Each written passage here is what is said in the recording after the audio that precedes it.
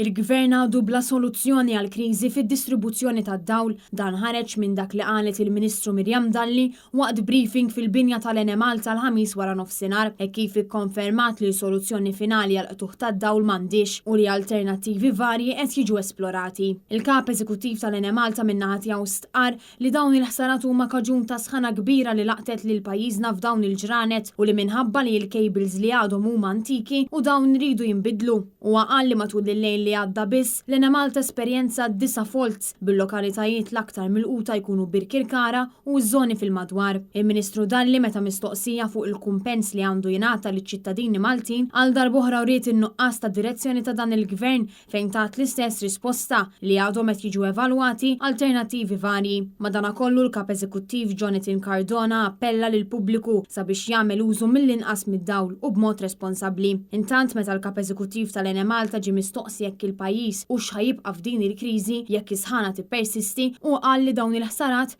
jaf jibqgħu jinqalgħu.